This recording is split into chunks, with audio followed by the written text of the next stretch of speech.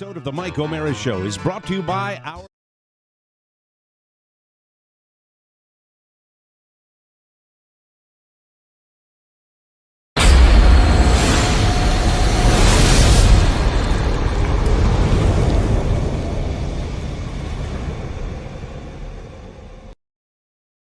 MikeO'MaraShow.com. What more can we do for you? It's the Mike O'Mara Show.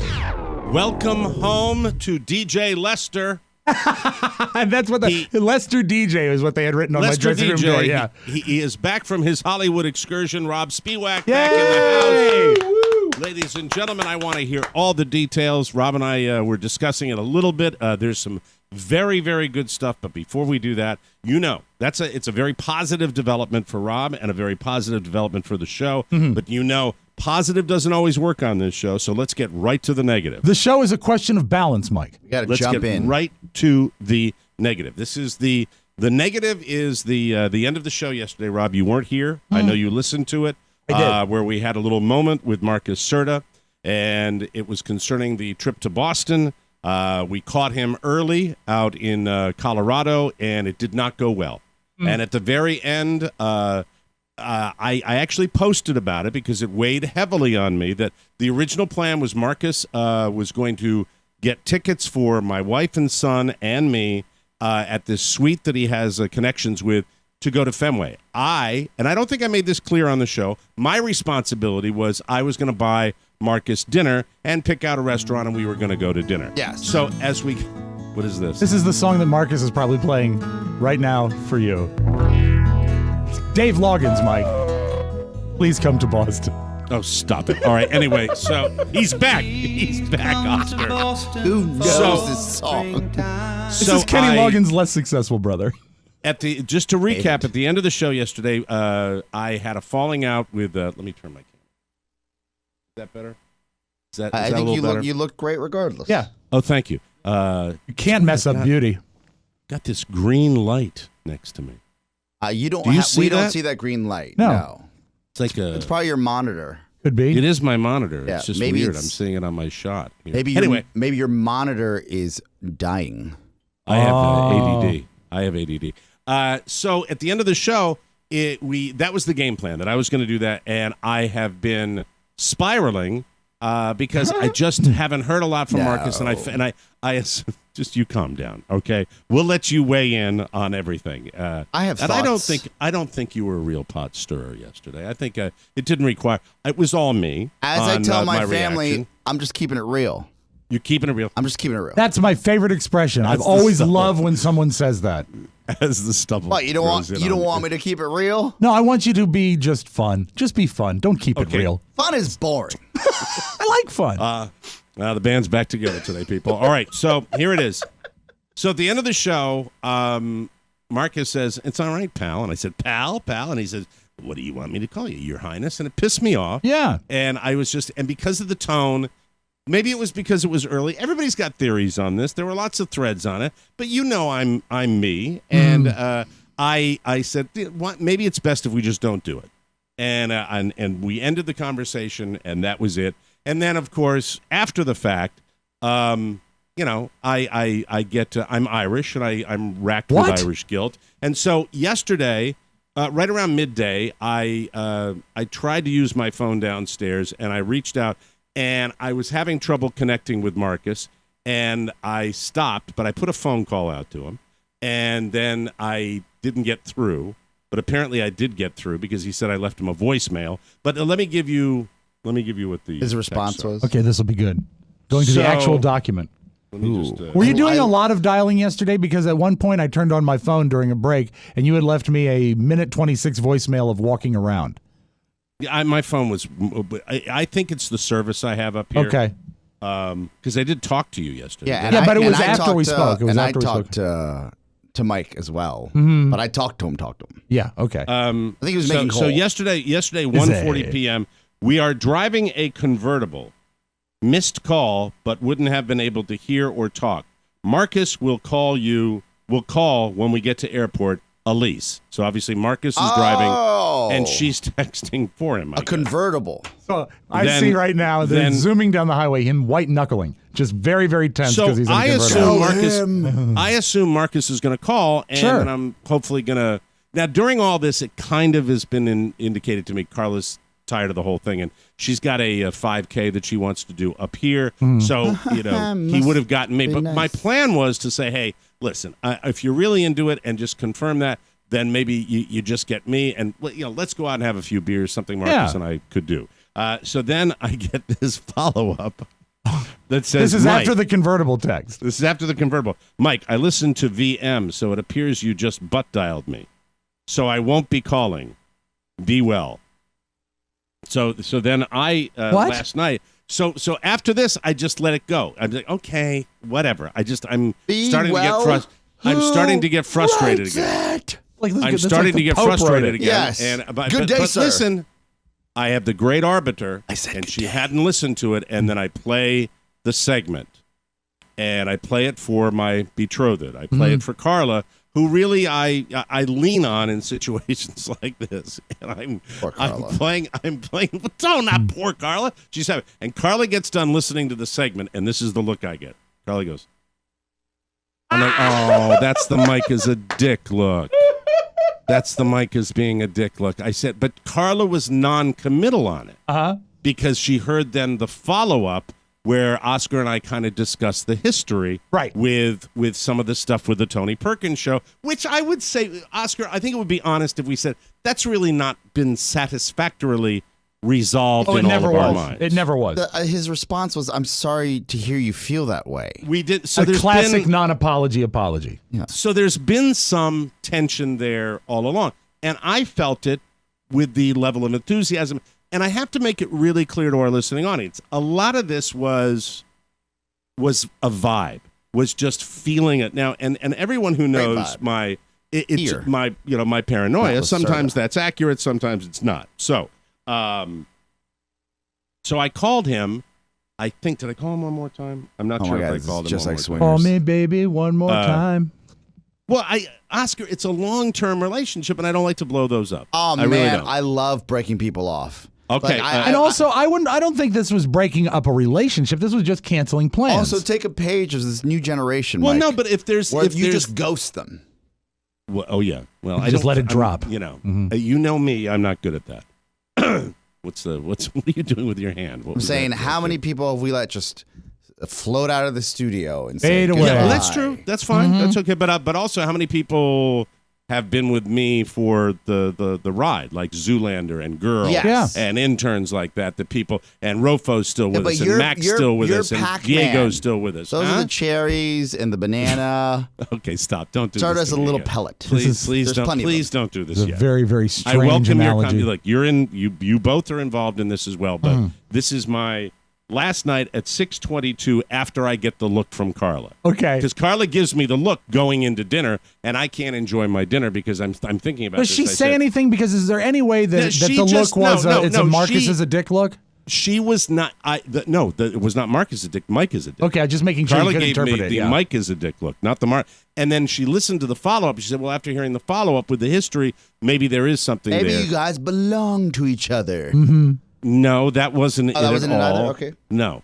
Come to rehearsal and you'll understand these things. Okay? You don't have to give me talking points. I know how I feel. I'm okay with telling people that.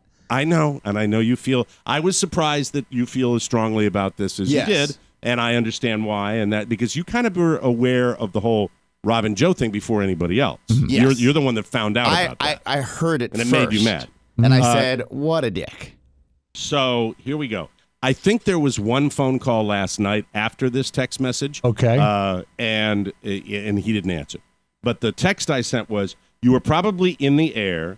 I didn't butt dial you, just a bad service up here, which you guys know about as well. It's terrible. Really wanted to chat. Please let me know when that is possible. By the way, my wife said I was being a dick. Now, that to me is an olive branch. I agree. That is an olive branch. With that said, I still don't know how this guy really feels. I really don't, and I'm really uncertain of it. And with the attitude that I thought was, and a lot of people are arguing, no, there wasn't an attitude. It was early in the morning. Okay, But as we discussed yesterday on the show, it was not like, hey, this will be fun. Oh, it get ridiculous. It was kind of like mellow, chill, and I don't know what the deal. So and he's in the wind now. I have not received any correspondence from him, and I have not received any text, and so to the best of my knowledge, that's the situation. I listened to the segment this morning. Or it's over. I mean, that's fine. In full context, listen to the whole show, listen to it unfold. I was surprised that you didn't spiral out more and that you ended it coolly.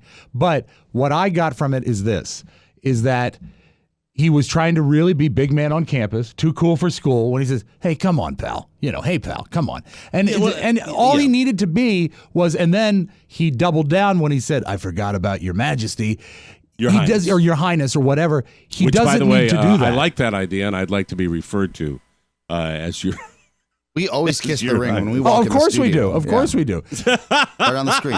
Yeah, right. He holds it out. Yeah, I got saliva all over my fingers right now. No, the screen does. They'd be dripping. The screen does, yes. So that's where it ended, and that's the latest update. He brought at least a pound of attitude with that call where it was not warranted and it was not needed. You're not saying that it's the early morning. No, of course not. And also, keep in mind, in theory, he's a broadcaster. Early morning human beings. Yeah. Well, it would have been about 7:30 their time. Mike. Boo, effing who? 7:30.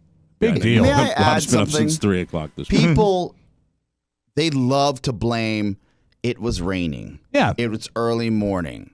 I had a long day. With that said, though, I have to look. I'm playing devil's advocate, and against he called you. If he was so bothered about the time of day, if it was a factor, he shouldn't have called that early because he called you guys. But here's the thing: I'm playing devil's advocate because I don't think there was outside of the Your Highness, which was snarky. Pal bothered me more than Your Highness. Well, Pal, you know how you and I have not necessarily Oscar, but you and I have always hated Pal. Yeah, it's not good. We've always hated it. I've always said Pal, you hate that. George Pal, the director. I completely understand. Who? George Pal. He directed. I think he directed Tom Thumb and a lot of fantasy films in the 1950s and 60s. Right. Yeah. When I say PayPal, that's relevant. Do you have to say something that's completely irrelevant? Why are you interrupting Mike? He has a story to tell. You're right. Where was I? George Pal. No, not George Pal. This is it, though. There was nothing outside of that little exchange that was, in my opinion, all that egregious, and that's why I reached out. But what hasn't been resolved, and what I really wanted to resolve off air, was to say to him, "Hey, do you really want to do this? Because I don't feel." And everybody, who's saying to me, "Oh, he's not subservient enough." No, it's not that. About that. What it's about is two people doing something, and yes, is it fun to go to a Red Sox game? Yeah, but not so much fun that if he's doing it out of obligation or he's not totally into it. I think it's a long drive for him to get to Boston. All this stuff I just wanted to verify, and if you're saying that, no, it's fine. It's fine. If you're saying it like that, I'm not convinced of it. Can I pull the curtain back a little bit as far as my emotions are concerned? Last night, I was on the TMOS fan club page. Yeah, and on Facebook. Where I posted the thing about Robb being on the show today. Yeah. And I can't wait to get to the fun here, as Robb says. He's back, so we're going to have some fun today. There's going to be a lot of fun today. And then I was done. I was like, I need a palate cleanser, so I opened up my three-ring binder of Garbage Pal Kids. Sure. And I was like, oh, look. That's popular 80s collectible. Yes. Matt Rat. What a great illustration. These stickers, they're still in pristine condition. And it'll pay for a college education someday Adam for a youngster. Yes. He rules too. And I sat there, I was like, what happened to the days of just being excited to hang out with each other? What is this? What happened to this? And trade cards with your friends and enjoy a game, right? What about just you don't have to pretend to do things, because if you say you want to do something, you should really want to. And if Mike felt like, which I did as well, take all the paranoia away and his personality quirks that Mike has, that we all know. We all have our individuals, but we know Mike very well because he talks about him here on the air. Right. You take that away, I think what at the root of it, and Mike, I can't speak for you, but I would say that I would want somebody that I'm going to go hang out with and I'm going to travel to be with, regardless of, take the game out of the equation. I want to know that we're going to have a great time and it's going to be great energy and it's going to be fun and you want to do this. I don't want to feel like I'm making you do anything. Yeah, it's like before the actual, play date happened, there's a black cloud over it already, just based on his attitude and even the fact that he was slow to respond. That's my take. I agree with that. That's Oscar's take. Oscar's take. I don't, so where it ends now is, I don't know where it ends. This is a guy that is on, has a program about my program. And I don't know, I kind of have to, I have to leave it in the hands of my my buddy with the shaved head. I think that I don't know where we go from here, but it's I've reached out. If he wanted to communicate with me, he would have communicated with me. I think he's chosen to do that, and I'm not. I wish I could be more. Maybe we've outgrown his friendship. Well, that happens all the time. I don't know if how I feel about it. I really don't. I'm as confused about it as I was yesterday at dinner. That's why I asked my wife about it. That's why I reached out a couple of times, because I just wanted some clarity, and that's been hard to do. Now, there's one other factor, and I'm probably going to bite myself in the ass. I have an add-on when regarding being in the room, and that may be the wife factor. Remember when we talked to him? His wife, he was in a hotel. Right. He was traveling with his wife, and we all have wife in the room conversations. Of course. And you know what I mean? Yeah. We all have a little room. Yeah. So you have to go. Papa's talking. We all can't be Oscar Serta. However, in your house, does that really help? help? The hotel room, stand out in the hallway. In your home doesn't really help because it's such a small home. Even if she says you have to leave the house. I say go back, bang some pots and pans around. Clattering pots and pans. I got a business so card. there Put might on an be apron that and clatter pots and pans. But with all that said, and when we talked last year, there was a lot of comment about that name you gave for his wife. Yeah, it doesn't bear repeating. It was just a little joke, right. and it's a joke, but it didn't land well. Apparently, it was not popular in that. I meant it as a tribute. I don't know why it was ill received, but I don't want to revisit it now. Yeah, so that's the update. I don't have really. Yes, Oscar. So Santana. take this with you, Mike. That I see how that can be confusing, and I like the fact that we've gotten deep enough to say, okay, maybe it's just a husband in front of his wife. Could be. And he acted a certain as well way, as early, right? I'll give him the benefit of the doubt, and that's why I reached out, because I was the one that said maybe we shouldn't do it. I'm the one that pulled the last dick move, and at the same time, I really didn't think. I still don't think he was into it. I still believe that, and I think it has to do with the history of the last time he was on the show. If I can just add on to that, he's had a history of less than stellar appearances on this show. I would say more often than not. I don't have the statistics to bear me out, but my gut feeling is I remember that whenever he's on the show via telephone, it usually goes worse than better. It does, and it does because once again, there's a bit of an attitude issue there. He's a cool guy. He wants to be cool. He wants to come off as cool. You can't blame him for that. That's probably what it is. That's probably what it is too. But with that said, I still want to, I'm a little confused on it. So I reached out. I've reached out. I don't think I can do much more than that. I think I've explained my position on it, and that's it. But it's still one that the reason it sticks in my craw is because I love closure. Yeah, I would much rather have somebody say, "No, you pissed me off about the whole thing with Tony Perkins when you guys grilled me on the show. I don't like doing the Omericast show anymore. It's just not working for me. I'm better on that than this silent, not getting any kind of resolution on this. And I'm fine if we don't get it, but I love closure. I like to know where I stand. Well, it's healthy. And that's where it is right now. But I don't think the silence to me is kind of speaking volumes at this particular show. You've given him more than enough opportunity to answer. And the fact that you're even talking about it now shows me like how much you actually care. Because I don't like somebody who has been associated with the name of this show for this long. A friend. And that's why when we were, when he was taking shots at us on that another was confusing show as well. Yeah. Right. that was confusing too. We're like, hey, dude, I mean, I thought the whole idea was to talk to people that are fans of this show and Promote promote the show, yeah. and promote our show. And so I don't know what his motivations are, and the fact that there hasn't been contact would indicate that maybe he's, it's time, and that's the way it goes. And sometimes things don't work out. But it's, it's not. I don't want to sound like we're the big shots here, but it's not a relevant enough program on the network to affect us. It was, I think, a great vehicle for people to come on that were listeners of the show. Yes. And that's the way I got it. It would be nice for someone that loves the show to do the show. Mm-hmm.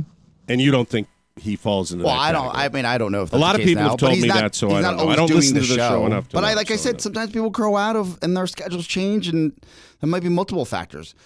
I think it's important to note that, again, the idea that you're bringing this up means you actually care. Yeah. I do care. And I wasn't expecting that, quite frankly. I thought we were just going to talk about how famous Robb is now. Yeah, I'm sorry to this, and I'm planning on doing that. And I just needed to get my moment out here and say this. You're not going to find ever from me, the one chip I do not possess is the chip where I play the swinging D. Yeah. I don't care about it. I've never cared about it. To me, if I really feel strongly about something like that, you'll hear it on the air. It'll happen. It'll spill over on the air, like it did yesterday. Yes. I got pissed off. Pissed off. Maybe, some might say that it was legit. Some might say it's not. But I got pissed off. I feel remorse if I think, maybe I overreacted. I'm not going to sit there and go, I never make a mistake. I never, I've apologized, the whole pony apology tour. I know that I get hot under the collar. It was pretty long in my eyes. It was, too long for pony. It was, could have been condensed. Was that just me? Done into more of an intense, shorter. So that's it. Yeah. I'm not going to fake it, though. So that's exactly how I feel about this. And I don't know where it's going to go or whether it's over. And if it is, I'm bummed about it. But it is, yes. I just got a text from Pony. He says, tell Mike, I forgive you, pal. And now when we come back, fun stuff with Robb on the HBO show Crashing. We will have all the details of his full day of Hollywood when we come back on the Mike O'Mara Show, everybody. It's the Mike O'Mara Show. You can listen to the Mike O'Mara Show at www.mikeomarashow.com. Stay tuned for an outstanding entertainment program. It's the Mike O'Mara Show. Let's get down to business. From the entertainment capital of the world. So I had ice cream the other night. It's a different experience as an adult than it is as a kid, right? Oh, God. You have ice cream as a kid, all your friends are around, it's daytime, it's joyful, yay! You have ice cream as an adult, it's dark, you're by yourself. You're alone talking to yourself. I shouldn't be doing this, this is stupid. I guess what I'm saying is I need money. I'm not super poor, but I know exactly how much money I have in the bank at all times. That's a bad place to be when you know exactly how much money you have. It's like I'm 8. I have $44 now. My buddy said, at least you got your health. I'm like, ooh, I get to be poor for a long time. He's always like, money changes you. I'm like, I sure hope so. It's the Mike O'Mara Show. Mike O'Mara, Robb Spiewak, Oscar Santana. And now, from his office chair, here's Mike. From our nation's capital, Washington, D.C., in the Podcast Village studios, welcome to the Mike O'Mara Show. The Mike O'Mara Show, or TMOS to some of our friends, is a worldwide radio show and podcast with a loyal following of listeners who get it. And if you are listening right now, you do too. TMOS is always ready to hear from you with our weekly mailbag, our wide open Wednesday phone calls. Our show is an interactive experience, and we love our audience participation. So please let us hear from you all over the world. The Mike O'Mara Show on now and brought to you by Beachbody On Demand. One of the hardest things about working out is its inconvenience. Yes. So now more than ever, you need Beachbody On Demand. Beachbody On Demand is an easy-to-use streaming service that gives you instant access to a wide variety of super effective workouts you can do from the comfort of your living room 24/7. This is the company behind P90X, Insanity, 21-Day Fix, T25, my favorite, Brazil Butt Lift. Yes. It's working. I got out of the shower and looked today. It's awesome. Pio, Hip Hop Abs. How are you doing with Hip Hop Abs, Rob? I'm good at hip, not so good at hop, but my abs have never looked better.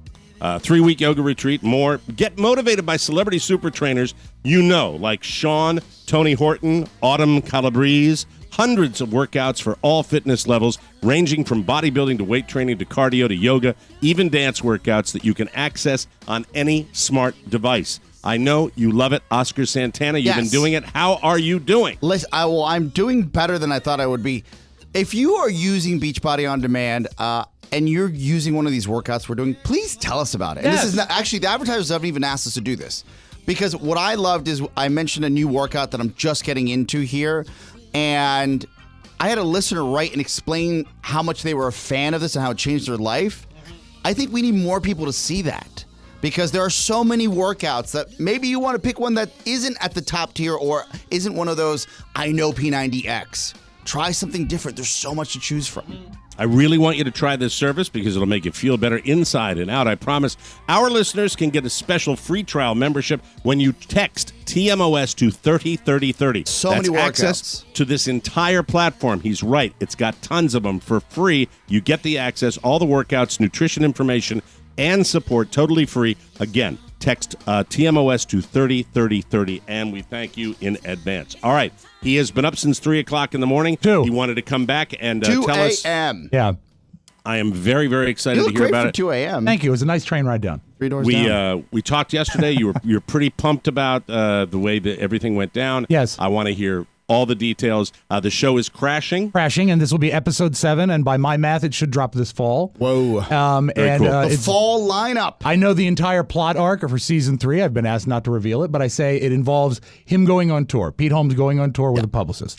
And it's very funny. Are they specific? My first question that pops into my head. Are they specific about what you can and cannot say? No, but they just say when they hand you the full script, where they let you print it out, and it says, this is the property of HBO, not to be shared, et cetera, et cetera, et cetera. So I don't want to cause trouble. Okay. When we auditioned, and we know the backstory is that Sarah Fraser auditioned for a role, and I was her scene partner, so they actually liked what I did, and they asked if I would be up for doing it, and I said, absolutely, and they gave us both the roles. And it was a rapid turnaround between the audition and Oscar kind of made sure that you guys shot that with the good cameras. I have to give her full credit. Yeah, it was Pete who did it. Shannon. Yeah, my Shannon's wife. the one that did it. That's My awesome. wife was like, That is look, awesome. this iPhone BS is Bush League. We have these broadcast quality cameras. Yeah, absolutely. We have right. the time. I'll help you guys. Let's do it. And so very cool. We actually did the recording of that, I believe, on Thursday. Thursday's birthday. And then we shot on Wednesday the following week. That was the turnaround. That was that fast. It was whirlwind, and you had to go up on Tuesday night for wardrobe, which is I just picture you in the big trailer. Is it a big trailer? How did it work? Well, so Tuesday we finish up after the show, and I meet Sarah Fraser, and we get on the. They sent a car for you, by the way. They did, and she apologized that she sent a car. I said, I really feel bad. I said I'd prefer to drive to Union Station, so my car is there. And she said, I don't know why they sent a car for you. I'm sorry. I said, well, don't apologize to me. I got a hot It call didn't from affect Sarah me. Fraser. She's like, there's a car waiting outside to take Rob to Union Station. And I said, well, he's not here. He's gone. Well, and by the way, that accommodation Classy. would be perfectly fine for Rob if we had someplace you could really leave your car here. Right. We don't. We do not. There's no place you can leave your car without a $250 ticket on it. I have a ticket right here. Right. Fun for everybody. By the way, it was almost as cheap to keep my car at Union Station as it would be to park here 2 more days at Podcast Village. Because you can't across the street. You can't park overnight. No, can you can't. And No, I'm not you're sure. not allowed to. Not sure you'd want to. So I get to Union Station. It's a beautiful. It's the Excella train on the way up. Acela. Beautiful. It's Acela. It's Did you say Excella? Excella. It's a Leesburg. It's a Cella. It's a Leesburg. It's fine. Okay, is it? It's a Cella. Yeah. He doesn't. Okay. Yeah. It's been a It's a Cella. Cella. It's never changed. It's Does your always car been the does your bullet. car have an accelerator? No. What does it It's have? a When bullet you want to train. go? Accelerator. For people around the country that have never been on one, it's the high-speed train that goes from D.C. to New York and maybe up to Boston. Yeah, and it did it in less than 3 hours. A wonderful used trip. to live on that thing. I Yeah. used to be on that thing all the time. So we get to New York, get to Penn Station, get out, and my phone, of course, for the last 12, 15 minutes of the trip, you're underground. You have no cell service. And we were a couple minutes late getting Did you into- have access to the dining car? No, we did not. Because I was acting like an He's asshole. so cute. We took a train to New York City. New York City. I've never seen such a tall city before. Well, I guess what was so shocking What are is that these you've buildings? been there so many times. You used to work there. Yeah. You used to work in New York. A cella. So I mispronounced one word. What's it like, Oscar? How do I best deal with it? It's glorious for me because Glorious. I usually do this. So now I can pounce on you. So, after like being incommunicado for about 15 minutes because the last portion of the train ride is underground, you have no cell service. I get out and I finally get cell service in Penn Station, and the lady from HBO is saying, your driver is waiting for you. You should take the 31st Street exit out of Penn Station. I say, great. Logistics. Yeah, and so I leave on that side. Nothing like a driver in New York, really. It's the Nothing best. like having your own car, because transportation is, it's either the subway or a cab or the bus. So Sarah, or rickshaw. Yeah. So Sarah and I come out and we go up, and there in front of Madison Square Garden is a beautiful black Mercedes with a driver in a suit holding up a sign. Holding up a sign in the middle of Manhattan that says Robb Spiewak. Oh my God. Just waiting for us. Just waiting for take us. It a wasn't picture of Sarah that. Fraser? No, it was my name. Wow. On it, which More is lines very surprising. and awkward. Yeah, and when not I got that it you this matters. gig. I'm not really about statistics, but I was 6th on the call sheet. Whoa. Right. She what was does that mean? She was 8th. What does 6 mean? That's the priority of the roles in that episode. Look at That's- this guy. that's You pretty- left so they're meek they're- and humble. what- You came back swinging your D around. Why not? It's something you and I Good would for him. crave to do. But the thing, so 6 means there are plenty of people underneath you. Oh yeah, yeah. And so You're a big part of this scene. this was a big I scene. mean, this episode. It was a key scene to the episode. I'm willing to bet that I will be in the episode because anytime you do something, there's always a thought you could be cut. It's But part this of the is plot very, arc. it's very key to the Yes. plot. All right, so we stop get in. right there. Okay. Stop right there because we have to take a break. Right. When we come back, what's going to be the next phase? 'Cause Next this is phase, we're gonna going to take- wardrobe. That's what I want to hear about. I don't want to give things away, but it involves a hat. No, stop anyway, I'm sorry. We'll take a break. We'll come back with more. Robb Goes to Hollywood. Well, technically Brooklyn, New York, but it's still Hollywood. It's And we'll do that when we come back. Why would any self-respecting Buffalo sports fan open a Buffalo-themed restaurant in Herndon, Virginia? Because Jimmy's Old Town Tavern is perfectly located between the world's finest chickens and the world's finest Buffalo spices. Who writes this stuff? Have 6 drinks and listen to the Americast, because There it you go. is perfectly located between the Gary Stein Show and the Cookies and Cake Show. And remember, Jimmy's is still accepting donations for our endless wing construction projects. Listen to the Americast and buy a brick. It'll be okay. Welcome Good back. read. That's the one they use. That's the good one. What was he on the call sheet? Welcome back to the Mike O'Mara Show. Brought to you by Cornerstone First Financial. He who hesitates is lost. Yes. Sound advice, especially when you're talking finances. Listen up, hesitators. The Fed has announced 5 more rate hikes in the next 2 years, so you better get moving. If you hesitate, you lose. So you got to lock in now while rates are still super low, and you can get cash out for any reason. Debt consolidation, a divorce buyout. Oh. Eliminating PMI, home improvement, a chocolate fountain, a solid brass baby pool. Don't get with brass handles. plated. Get solid. Brass plated. Yeah, no, you don't want Yeah, well, that. those are the cheap ones. The Sure. solid brass ones are great. That's where the Man, money do is. those workers. What a struggle. Cornerstone First Financial is a direct lender with their own money and the ability to meet any competitor's estimate. You see, Cornerstone has a certain amount that they have to clear off their warehouse line each month, and they do it by offering the absolute lowest rates to you. Whether it's a purchase, refinance, debt consolidation, plus get pre-approved before you work with an agent so you know what you qualify for. Just like so many TMOS listeners have done before you, I promise you, Cornerstone First Financial will give you sound advice about money. Click their banner on our website or call Cornerstone First Financial 202-625-1221. Mention TMOS and receive a free appraisal at closing. Personal attention from application to closing. Licensed in Maryland, D.C., Virginia, Florida, Georgia, and Colorado. Don't wait. Now is the time to call Cornerstone First Financial. It's back to Hollywood Rob. This is the look, when this first came down the pike, it was an audition in one studio over where this exploded in the blink of an eye to Rob having a primary role on one of the more successful shows on HBO. This is the big time. And it's HBO. That's the thing that I couldn't get through my head, how great it was. This HBO. is HBO, right. So, and I want to say that as far as any nerves that you had, any questions that you might have brought up to the team, you didn't signal any of this. I had an offline conversation. He was pretty cool about the whole with thing. Sarah Fraser, and she's like, Rob has a lot of lines, and I said, you know, the one thing I know about Rob is that like he, since he was in high school, has lived for this part. He majored. He was theater arts in high school. Yeah, that's all I did in high school. So I said, you don't have to worry about him. She goes, no, but he's got a lot of lines. I said, I can guarantee you that he will know his lines even before his lines are finalized. I want to get to the detail of that because I want to hear all about the process and how it's done and how much you have to memorize. Let me do the wardrobe story. Now, right? So this guy, and they told us that our driver was going to be named Doc. So I assumed it would be like an old white guy, DOC, right? Doc. Our driver was an Asian guy named Doc, D-A-K.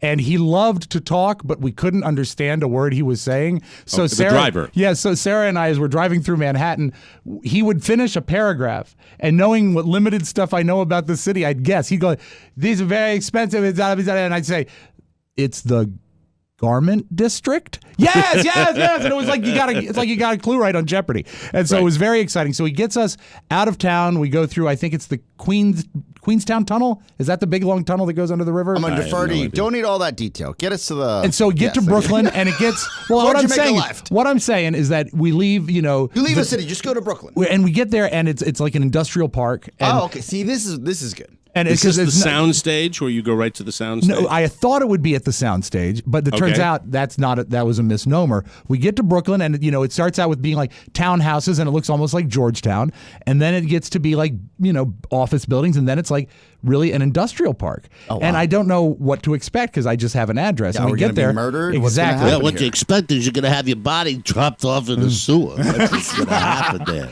Yeah. So I'm from HBO, but I'm dead. So we get to the place, check the address against the paper. It's nondescript, and I say, I guess this is it. And we go up, and I see taped to the door. It says Crashing Production. And so I said, so this is the place.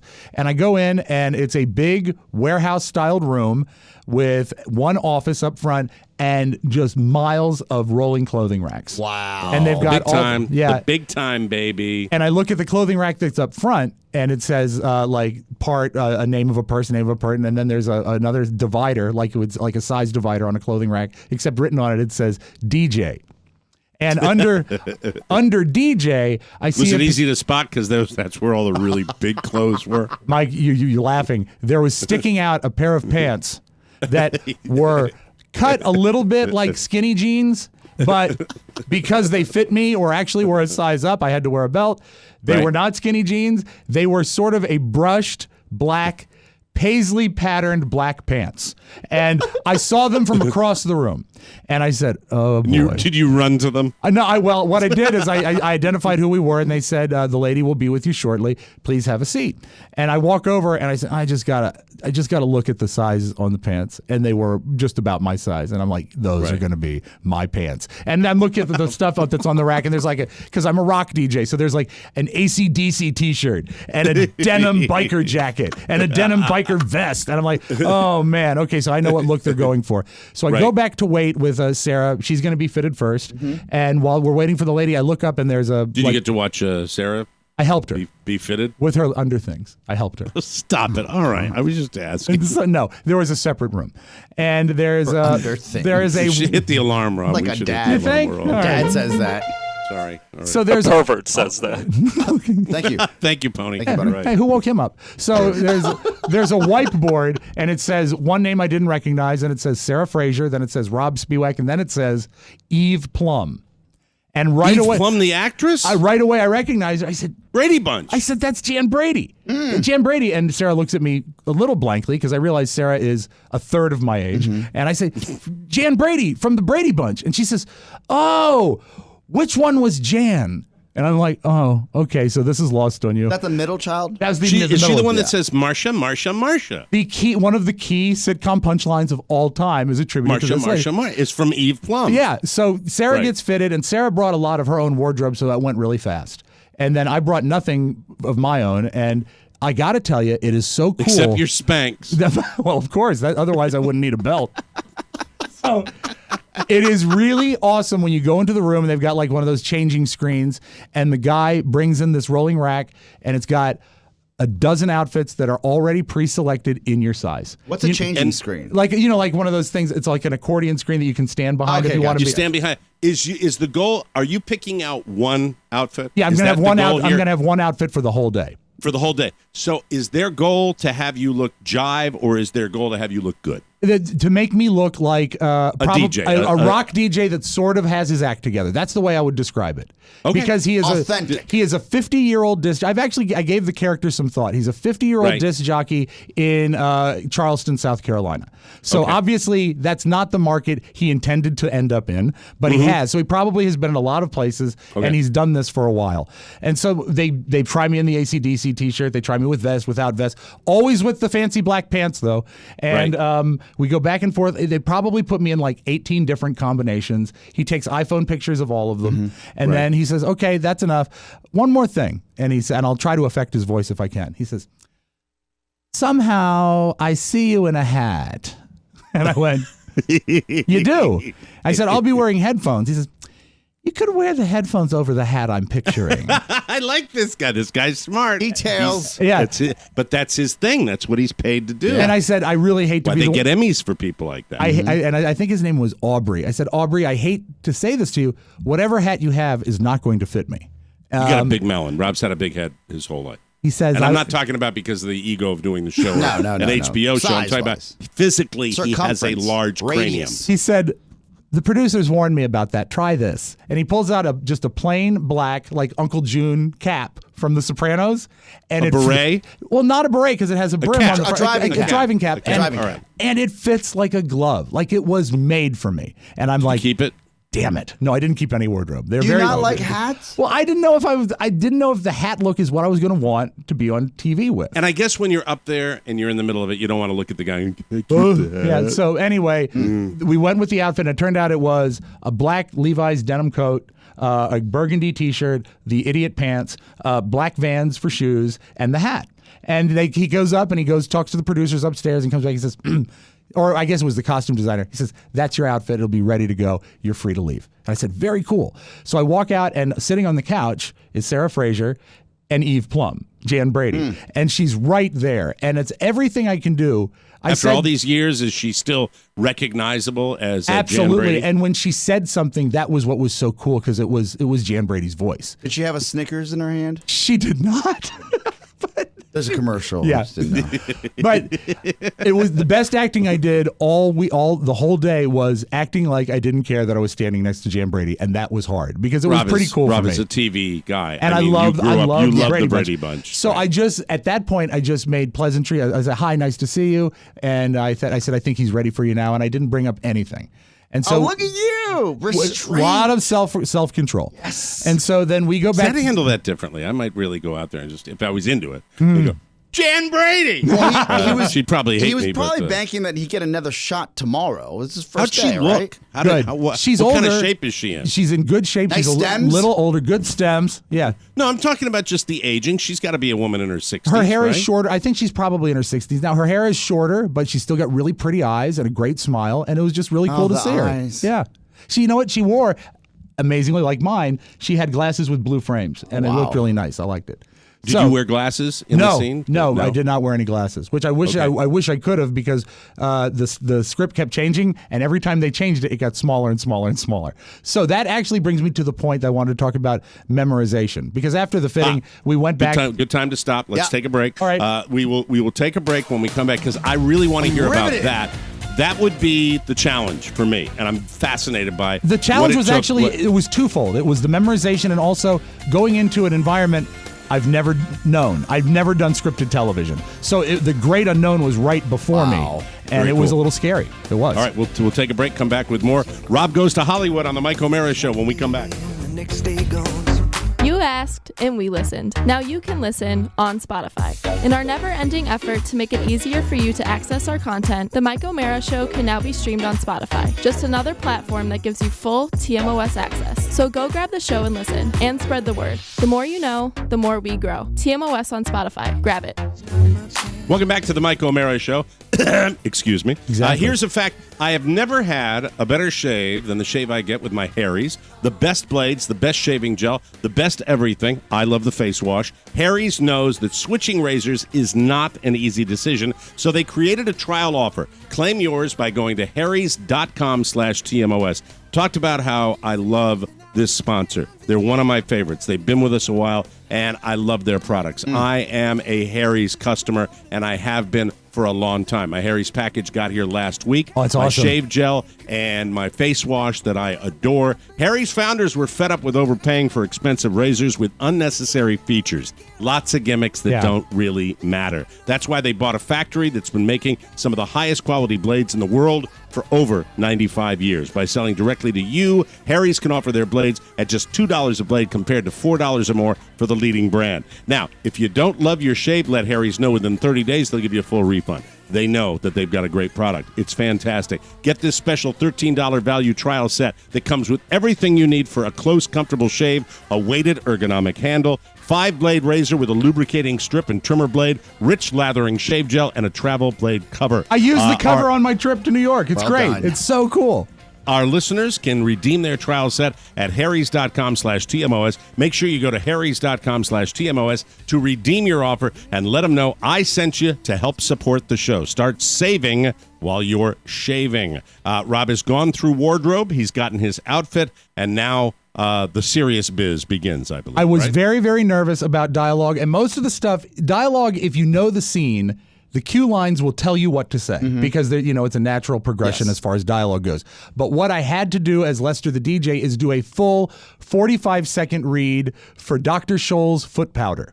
And it was And is it in front of you? I Is it bet. in front of you? I didn't know, so I committed it to memory. And it was really hard to get. And I thought, oh my God, this is going to kill me. This is going to kill me. But even though we had the script and they said, this is not the final sides, the ones we auditioned with, it's not likely to change. So on the train ride up, Sarah and I were in the quiet car, so we were very quietly running lines back and forth for about an hour and a half, and we really had it down. I even knew that monologue pretty good. And so we got there, and Is the monologue, is that your longest monologue, is the spot? yeah, it was a spot. Okay. And because it's a spot, you can't really deviate from it. You can't ad-lib yourself out of it. So we get up there, we get a drink, we go out and grab dinner, and I say, all right, see you in the morning. We have a 5 o'clock pickup for a 6 o'clock call.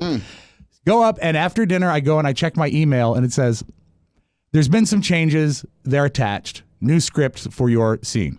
And I open it, and not only have they changed every line, but the character of the disc jockey has changed. The flavor of the words have changed. Now he is not so much as a jive guy. He's more of like a dickish rock and roll guy. So the whole thing has changed.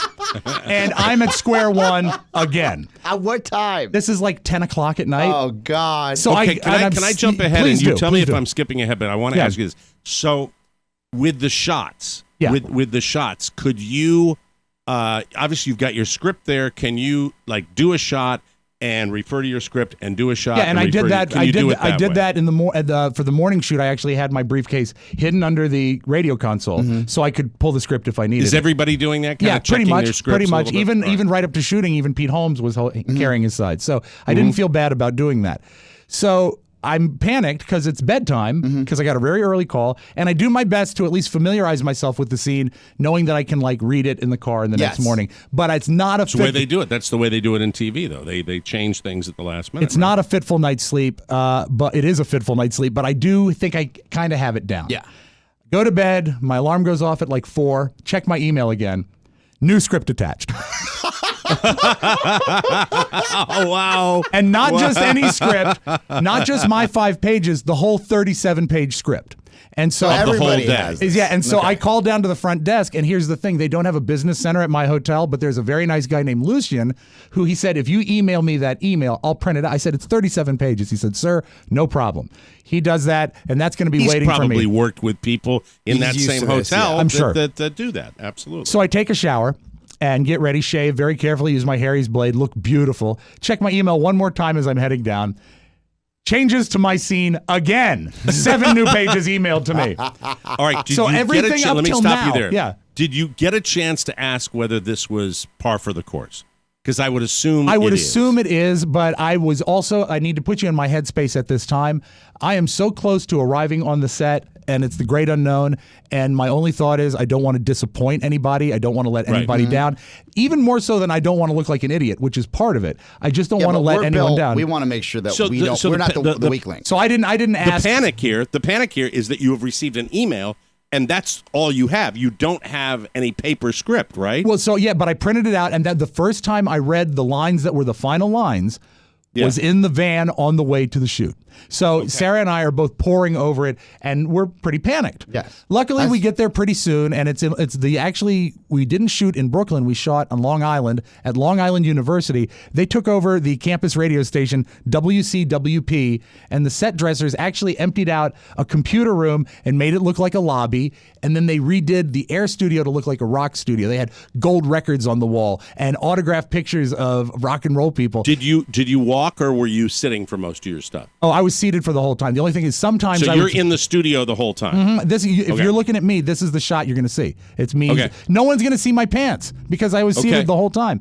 Which is good for you because they were too big anyway. The set is really impressive. It's like walking into a radio studio. And they said, let's show you your mark. And they take me into the studio and I sit down. And not for the show, just for us, they've wired the board practically so we have working microphones and headphones. Oh, that is great. They allow me to run board for the radio show. I've got a board. And you can hear yourself through the headphones? Absolutely. So it is so awesome. It's familiar. Yes, it's very comfortable. And they said, now we can bring you some fruit and water. I said, that would be amazing. I just want to run my lines a little bit. They said, understood.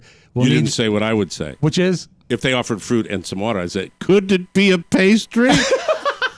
I'm sure they would have brought it if I'd asked.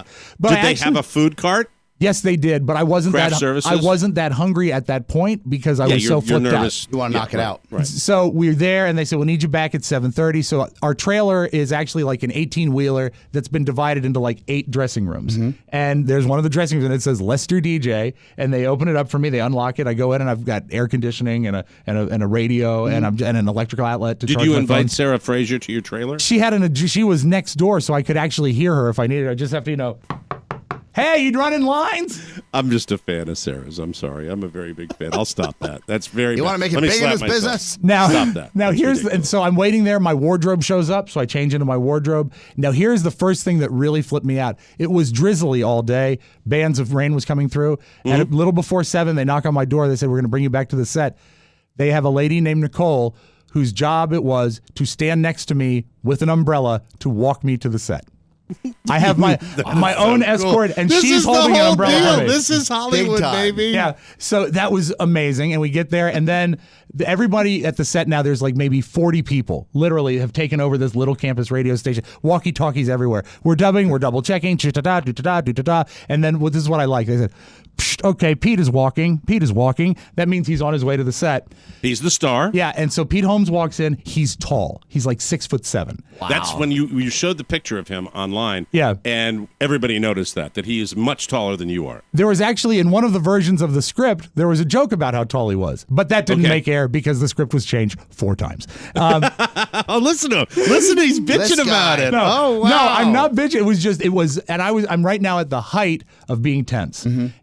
And I look in the studio set now because it's divided by glass. We're in the lobby area, and there is a bald guy seated at the board, and they're lighting the air studio. And I said, "Who's that?" And because I asked a lot of questions, just because there was a lot of people that were there, and they were very helpful. And they said, "Oh, that's your stand-in." Oh, wow. You're going to be in this thing. They're not going to put you on the cutting room floor. Yeah. And you got a starring role in this. He gets up, and I look at a guy, and he's a heavy 6'2" guy that's bald. And they said, yeah, he's about your height, and he has your coloring. So he's your stand-in. That way you don't have to sit in there for lighting. Sweating the details for this show. And then I look over, and there's a guy, and he's 6'7", and he kind of looks like Pete Holmes. That's Pete Holmes stand-in. Everybody, Sarah had a stand-in. We all did. So when they're lighting the shots, we don't have to sit there. So you just show up and do your stuff. Yeah, and so Pete Holmes did the first scene with us. We rehearsed it, we ran through it, and he made a couple suggestions, and it went really well. He was so disarming because his character on the show is sort of a OG, folksy type guy. But even in real life, he's not too far from that. Yeah, but that's the real guy, right? But he is so fast and so funny, which I'll get to something in a moment. So we run through. It goes very well. They said, all right, we'll be filming and you can give about a half hour.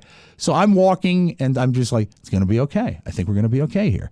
Everyone told me, you know, make sure you have a good time. But I'm not ready to have a good time yet. I just think it's going to be okay. Pete Holmes walks up to me. And, you know, he doesn't know me from Adam. And he says, hey, you got a second? I said, yeah. He said, I just want to say how much I really appreciate you coming up here. It was my thought that we really needed professional DJs to make this scene work. And I want you to know this. Don't sweat your lines. Just know where the scene has to go and work with me. Act like I'm a guest on your show. And you can be however you want to be, but it would probably work best if you used your job today to make fun of every disc jockey you hate. And I said, I so can he's do directing that. you. Yeah, and I said, I can do that. And he looked at me and gave me the greatest smile. He said, that's what we need. And he was so into it. And did that just take the tension away? 100%. That's why he's great. That's why it's probably going to be a great scene. And then I talked, and I'm talking to the director, and she was amazing. Her name was Jillian Robespierre. She's probably a little younger than me, but she was so calm and understood storytelling so well. She would ask us to change inflections on one word. It would change the whole scene. She is so into the detail that way, and she was great. And I said. She said, are you ready? Is everything okay? And I said, yeah. My one concern is the commercial. She says, well, you'd be reading that if you were a disc jockey. We'll have it on your computer in a big font next to you. Wow. And so they handed me that. I mean, and that's there. So now I can read the spot. I don't have to memorize it. And I would say by the time we started shooting, we had a couple jokes that we knew we had to get to. But by the time we started shooting that whole 6-page scene, there are maybe 4 exchanges that remain from the script that I was asked to learn. It was really just blocking and setting up the scene and allowing us to improv. And there was another guest on the show that is a friend of Pete's in real life. Her name was Jessica Kierson. Very, very funny stand-up. And we developed a thing where there was no backstory for her. So the deal was this was Pete Holmes' first radio interview, but she, in our story, has done the Lester and Cindy show every year for like 20 years. And she comes in and always gives me crap. Yes. And there was one great sequence where they just called me all the things I looked like. My favorite one, he says, you look like a biscuit. And it was just, and this is so cool, Rob. This is going to be great. I am so it was excited amazing. for you. So I'm excited for me. This is awesome. This is going to be great. We're shooting the scene many, many times because not only do they want different takes, they also break down and do different shots. There's a master shot of the room. Then we have to do takes where it's just a close-up of me and a close-up of So is there Cher. a lot of ad-libbing and a lot of shtick And that's it gets going on? more and more and more ad-libs with every take. And here's the thing. It's so cool. Is every time we do a different direction, Pete brought something new and even funnier to the scene that was destroying. He was so funny. And then if we had like a list of stuff to do, I could see him. Did you ever break up? Did you ever fight the urge to break up? Oh, well, I mean, as a DJ, I'm supposed to be laughing at everything. But there are times that it is so genuine because it took me totally off guard. Can we get just a taste of your voice? You don't have to use the line, but can we get, what was your character? Okay, my name was Lester the DJ. I'll do my introduction for Pete Holmes. I said, okay. Right. All right, I'm really excited to have this guy in the studio with us today. He's a comedian, but get this, he's a Christian comedian, which to me sounds sort of like an oxymoron, like a happy marriage, right, Cindy? Okay, here is Pete Holmes. Oh, wow. So we're on like maybe the 8th take, and every take has 2 cameras on it, and they're moving them around, so they have the different coverage. And I'm talking with this Jessica Kierson, and out of the blue, she says, why the hat? Because I'm wearing the hat. So that's her ad lib. That's her right? ad lib. And you're shooting the scene, and she says and that. I answer back, I said, you've done the show for 17 years. You know why the hat. I always wear the hat. I'm never going to take the hat off. And she says, it makes me more of a lesbian than I was before when you're wearing that hat. And I said, I have to wear the hat because if I don't, people will know I'm bald. And she has such a great laugh. And I felt like 40 feet tall. And so we do this sequence many, many times. And then they have to do another relight because of the shoot. We break for lunch. And we go to craft services. And I'm talking food for days. I mean, just that's TV, baby. Unbelievable food. They feed you on TV. Did you chow down or did you keep I did. it light? Because you know what? At that point, lunchtime is when it started to be fun. Because the pressure was off and I was comfortable bantering with these guys. And it was it was so much fun. That's the only way I can describe it. Do you feel like this? I mean, this is something you could do. You felt at ease. You could do it. I could, but I mean, how often is a role like that going to happen? And where that typecasting is typecasting. Yeah, you know, one role. I mean, I'm thrilled for you. I think it was so amazing, so very cool. And so we go back after. Oh, and here's the thing: at lunch, by just dumb luck, Sarah sits next to Eve Plum. I sit next to Sarah. So I have lunch with Jan Brady. I don't bring up the Brady Bunch. We're just talking about she's done some traveling. She just did some theater, and she said, and she said, "What do you do?" I said, "I host a podcast, the Mike O'Mara Show." And she says, "Yeah, I did a podcast the other day, and I got the worst question." I said, "What was it?" He says, the guy said, "What's the worst question you've ever been asked about the Brady Bunch?" And so she actually brought up the Brady Bunch, so I didn't have to. And we went back and forth. And the one funny moment is there's a lot of millennials on the crew, like waxed mustache millennials. Nice people, but it's New York and Brooklyn. Brooklynites, and hipsters. they were talking about kids and when they were kids. And he turned to Eve Plum and he said, "Where did you grow up?" And she almost bristled because, of course, she grew up. She said, "Los Angeles." Because, you know, she was on TV. I grew up on TV. I grew up on television. She was on iconic television. Yeah, so she was on one of the great television series of all time. So that's a big deal. It was so cool to sit and talk with her and talk about she was interested in podcasting. She says, "Can I listen on my phone?" I said, "Get her on the show. I will. I will. We'd love to have her on the show." So that was awesome. We go back. We do more shooting. And we're having so much fun. At one point, remember, we started really the day at 7 on set. Oh, yeah. Right. And I glanced at the clock. They have a practical clock in the air studio. And I said, "God, Sarah, is that the real time?" It was 6:30. Like in the blink of an eye, it was 6:30. And then the last thing we had to do was a really weird above shot of the entire studio. But I was not in it and Sarah wasn't in it. And to make the dolly fit in this little air studio, they had us on Apple boxes in the corner of the studio to a point where I had to pull my knees into myself. Otherwise, I'm into the shot. And they're doing coverage for Pete and for Jessica. So I can feed them lines, but I can't overlap and I can't laugh. Because the audio has to be pure for editing. And it's really tough because we had done so many takes where we're going really rapid fire like a radio show. And now I've got to not pick up cues and I'm not allowed to laugh. That was the hardest part. Fun, but the hardest part of the day is to not laugh and be in the scene. But he does so much funny stuff that no matter what he chooses, the scene is going to be gangbusters. And then they call rap for everyone except sound, director, the writer. And also, this was a thrill. The episode was co-written by Pete Holmes and Greg Fitzsimmons, who's a stand-up comic I know in the old days. He's a great guy. But I didn't recognize he's changed his look since he's done a lot of his specials. So I'm talking to him for like 15 minutes, and he said, "You know, my dad was in radio." And I said, "Really? What's his name?" He says, I think it was Dan Fitzsimmons. And then I put together, I'm talking to Greg Fitzsimmons, a guy that I've watched on TV since I was a kid. And very cool. I mean, just his script writing was great. So everyone leaves except for like us 5. And I realized this is going to be the funnest part of the day. We're sitting in the air studio and we have to cut coverage breaks that are going to air on the PA when they're waiting in the lobby. So one of the writers hands me and Sarah a list of topics with jokes. We do a bit about a Mexican restaurant fire, a bit about a 100-year-old couple that got married, a bit about the new iPhone. And not only are they letting us use their jokes, they're encouraging us to ad lib and break each other up. And you can handle that, pal. And it was the greatest. And then, I called him pal, Oscar. I called him pal. But my God, in a sweet way. In a sweet way. And the other thing I will say, the neatest thing acting-wise I got to see is that the whole time that Pete Holmes is on our show, Eve Plum, Jan Brady, who plays his handler, his publicist, is supposed to be sitting in the lobby reacting to how bad it's going as far as content. And she sat there, and I watched her through glass, and Pete Holmes just said things, and they filmed her for probably 15 minutes reacting. And there was no limit to her range. She could do 5 ways of upset, 17 smiles, 19 ways of I can't believe they'd said that. And to watch her work and realize that since she was in diapers, she was on television, this is what she does. And it was like watching someone like Carol Burnett at work. She was that good at it. And that was thrilling to watch. And firsthand, I still can't believe that yesterday happened. That's where I'm left with it. On a scale of 1 to 10? 11.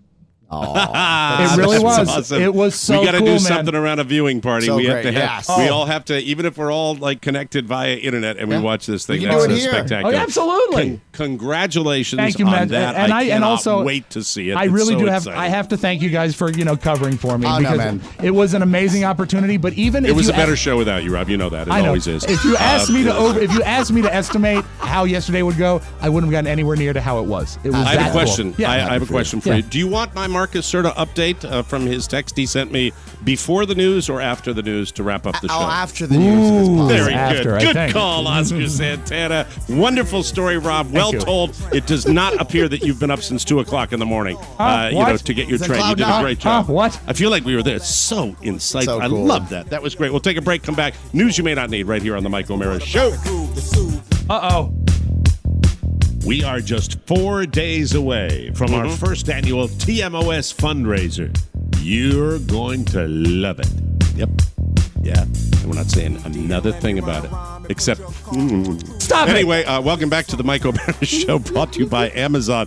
Everyone knows that Amazon is the best. You're probably shopping there right now. Make sure you access Amazon.com through the Mike O'Mara Show website. What is today's Amazon purchase of the day? I got to tell you, Julia will not take them out of her ears. She earned the money and bought them herself. The wireless Bluetooth Apple headphones. Oh, yeah. I mean, she walks around. It looks like she's wearing earrings stuffed in her ears, and they charge so fast. I think 15 minutes gets you like 3 hours of audio out of them, and they're a great price on Amazon, $155.69. Don't fool around with headphone wires anymore. Use these wireless earbuds. You're going to love them. Be like my daughter, Julia. Amazon really does have everything. You can find the earbuds and more at MikeO'MaraShow.com. Remember, the only way you can ensure that we get credit for your purchase is to access Amazon through our website. Costs you nothing, means the world to us, so do it. Do it. News. News. Let me play that the right way. News. Thank you. All right, very good.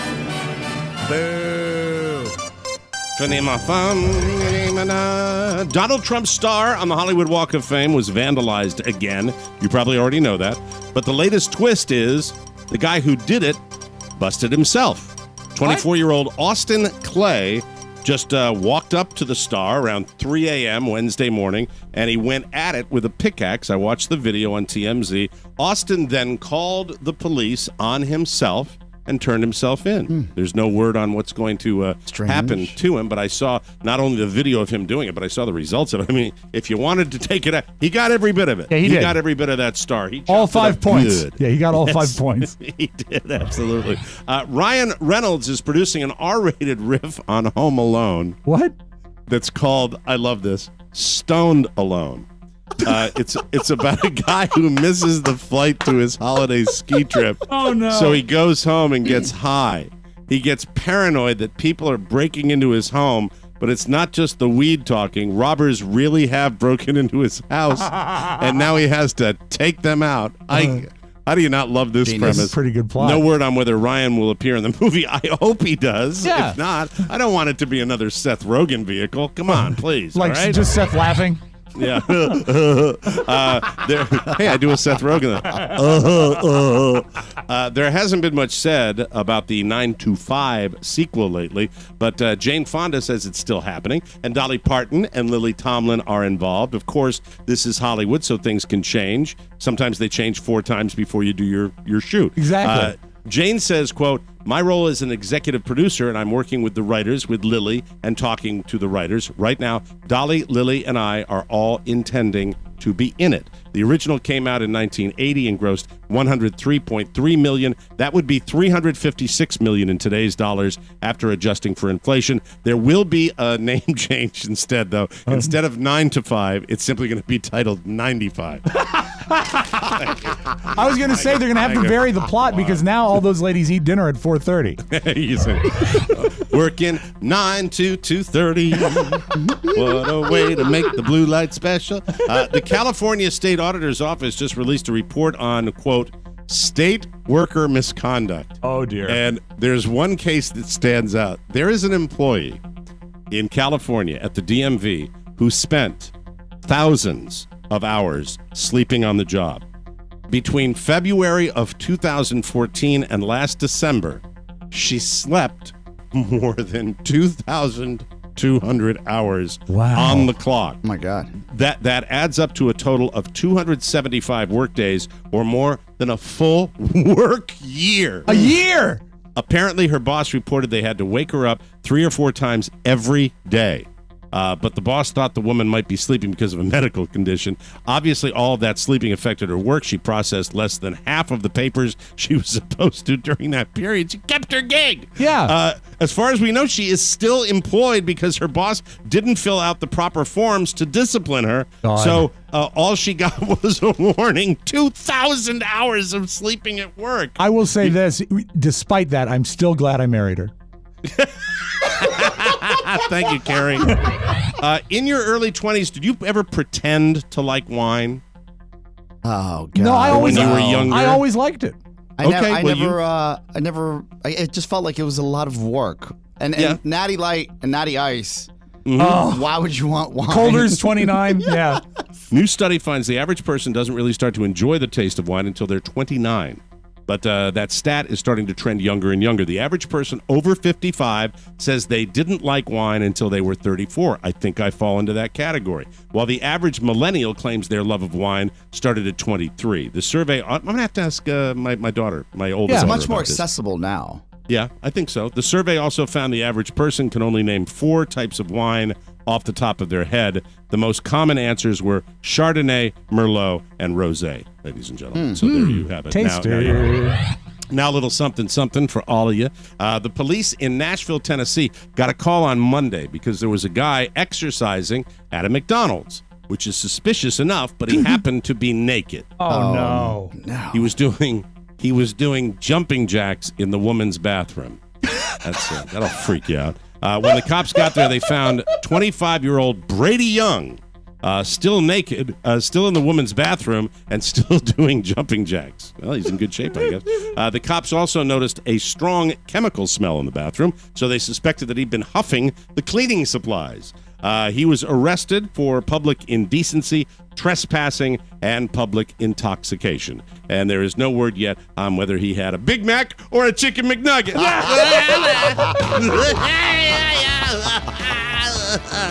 All right, when we come back, we'll have the audio vault, and I'll give you a Marcus Serta update. Can't wait. And I haven't really even read the text, but I think we'll see. I'll do that when we come back. A few words about the mighty 1630 KCJJ. Not only is it the last of the great local radio stations, it's also the terrestrial flagship station of the Mike O'Mara Show and has been airing TMOS since 2008. It's the only station in the world where you can wake up to a crazy old man yelling about things and drive home with the dulcet tones of the Mike O'Mara Show. It's great music, great talk, great local sports, and the best auctions in the world. So remember, crazy old man all morning and the world's most beloved podcast to get you home. The mighty 1630 KCJJ and the Mike O'Mara Show. Treat your ears. Welcome back to the Mike O'Mara Show. Hey, note to self, note to the show. Tomorrow, group call to KCJJ right at the beginning of the show. I'd love that. Yeah. It has been too long, and when the three of us call, it's always that cross-promoting kind of thing. I'd like to do that. Welcome back to the Mike O'Mara Show, brought to you by our bonus packages. It's the worst time of the year. Oh, no. Your intern is editing in a tent, and he wears too much cologne. Your wife has replaced you with a Bluetooth-enabled sex toy. And your hot water heater is as cold as your mother-in-law's gaze. What will you do? What will you do? Well, Lester, how about the TMOS bonus show? Yes! The bonus show is an extra hour of TMOS comedy each and every week that is so great it can change you from a Christopher Sabin into a Winnie the Booyah. The Candy Man can, 'cause he mixes it with love and makes the world taste good. La la la, babe. Babe. Go to MikeO'MaraShow.com, click the bonus banner, and it makes a great gift. Spread some cheer, bonus show style. Please do that. We would appreciate we're doing well, but we can always do better. Am I right about that, Absolutely. Oscar? Yes, please. Okay, from Marcus Serta. Kill the music. Kill the music. 9:24 a.m. So I'm going to be nice. Okay. But that's the middle of taping. Sure. Mike, yes, I was flying until late last night. I have to dig out from the work hole I'm in. Can we talk tomorrow sometime between 12 and 2? Since I was on this business trip, I did not hear the shows until the flights. This spun, excuse me, this spun far more out of control than I would have wanted. We can discuss more tomorrow. I'm fine with that. Okay. I'm okay. Wow. No, I'm fine with it. Well, Man. I mean, try to curb your disappointment, Oscar. I am so sorry, but But it needs have to no be problem mentioned. talking. I mean, you have no problem. That's fine. But what a curious moment to text at 9:24. Hey, okay. That's it.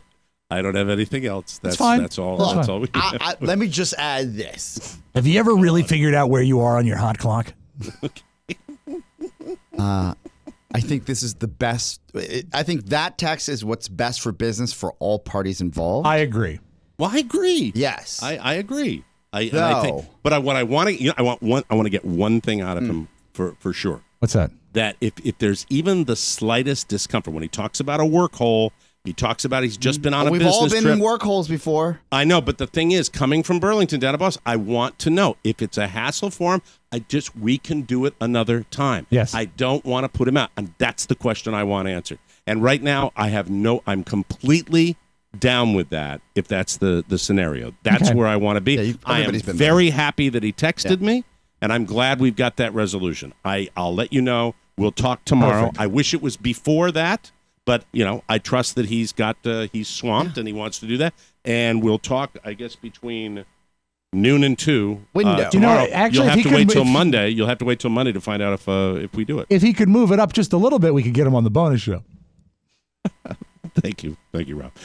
Now, without further ado, let's. Did I open it yet? Not Did yet. Not yet. I actually opened it yesterday by accident. You let it open all night? Yeah. So Are the hold on. sounds still in there? It was chilly in here. All right, very good. Okay, Thank now. you. We are Look at these- super. these are you've dirty got like now. A 1 minute. You've got a 1 minute audio. Leaves blew in. You're going to love this, Mike, because you love Whoopi Goldberg. Yes, I do. never knew this story. I just happened upon this. This comes from 1992, an interview. Did you know when she won that Oscar for supporting actress for Ghost, and she went up to accept, she was high? Oh my God. Really? Well, she's a big pot lover. I know that. Listen to That's this for sure. story. This is a story she told in 1992 about what happened at the 1991 Oscars. I learned a great lesson. Never smoke pot before there's the possibility of having to talk to 100 million people. I smoked this wonderful joint that was the last of my homegrown. And honey, when he said my name and I popped up, I thought, okay, up the stairs. 1, 2, 3, 4, 5. Okay, around to the podium. There's millions of people. Pick up the statue, get the statue. Okay. And you should never. And thank you. My mother called me and she said, "You smoked, didn't you?" Now, That's awesome. here's the thing. That's a My fascinating number one story. guest, by the way. I'd love to get Whoopi on the show. I would kill or die to get Whoopi on the show. We I love the woman. I we really do. approach her about quarterly, and they're always Yeah. very cordial. But she doesn't do a lot of press. We will stay on it. To further that story, though, I said I wonder how she really handled it. The Academy Awards has a lot of stuff on YouTube. Here is her acceptance speech that she was, as she said, high. Thanks. Ever since I was a little kid, I wanted this. You don't know. My brother's sitting there, he says, thank God we don't have to listen to anymore. You can do it now. My mom's home, everybody's watching. She's high. I have to thank the people at Paramount. I have to thank Jerry Zucker for taking the time he took before he decided to use me, because it meant he was sure. So yeah, Calm him out especially high. if heavy breathing high. Yeah. I feel like I'm watching a Jim Jeffries special. All right, true or false? Oh, actually, I shouldn't phrase it that way. I should say it this way. Do you believe the fact that until recently, Oprah Winfrey had never Googled herself? Oh, No. I do not believe that. No Neither do way. I. So that's Oprah's why I full have of to it. take this with a pinch of salt, even more than a grain of salt. Here's Oprah talking about the first time she Googled herself. I Googled myself the other day for the first time, Oh, and I was liar. reading Liar. about. What did you say? I was like, I am so impressed with myself. Yeah. Okay. Great story. This is what I didn't know, that I was first African-American self-made billionaire. Did not know that. Donated more to charity in the 20th century than any other African-American. I said, this is really good. That's really great. Really good. It is, and it's a great God, way to does let she people swim in say, Lake Me? Yeah, Wow. because this is my take on it. She manufactured a scenario where she could say all the humble. good things about herself, but Right. the umbrella is, well, I didn't know because I've never Googled myself. God, she's hard to talk Riddled to. with lies. Don't lie. All right, let's close with this. This is a flight from London to Poland, and a woman was denied access to the bathroom, and on YouTube you could actually see her squatting down in front of the galley, you know, where they put the cart, and peeing. Oh, dear. And everyone is chastising her, and there's something I need to add after that, but listen to the tape of the lady being chastised. Are you being serious? Yeah, I did ask. That is disgusting. I know. You are a grown woman. Get up off the floor. I know. That is disgusting. I know. Hello. And why are you doing it? I know. I did ask. I did ask. Can I go, please, to the toilet? So you think it's alright just to sit down and on the floor like that? I couldn't say it. I did ask. Can I please go to the toilet? They said no. Can you stop the tape for a second? They did say no. That's I the just end want to of say, it. I will never buy another Adele record. Okay? But so That's all there is she to it. I was couldn't caught believe she doing did that, and here's the detail that I will reveal now. The flight she was on, the London to Poland flight, was a low-cost Hungarian Airlines, and I kid you not, it's called Wizz Airlines. That's your Magic Audio Vault. Have a great Thursday, everybody. Rob, congratulations Thank you so much. On the show crashing, Yes, and man. what a time that was. You put us all there. That was so very Thank neat you. to hear about. And keep us updated as far as when that show is going to hit in the fall. We'll have a Very, viewing party. very excited. Marcus, if you are listening to the show, if you get time, I like to wait till Monday. It's good for a tease, but I'd sure love to have an update tomorrow. For my plans and everything else. So if we could do that today, that would be cool. But it doesn't really matter. No. I'm glad you reached out, and I'm happy. I don't care. I don't know what's Mike, going you on. have to My respect- world. Mike, respect the work hole. Yes. Right. Brand new political persuasions will drop today as well. I want to say thank you to everybody for supporting our show. And don't forget, a major fundraising announcement for this show on Monday. Yes. That is a big, big win for you. For Rob Spiewak and Oscar Santana, Mike O'Mara inviting you to join us for the best part of your day, the Mike O'Mara Show. So long, everybody. Bye-bye. Ciao, ciao.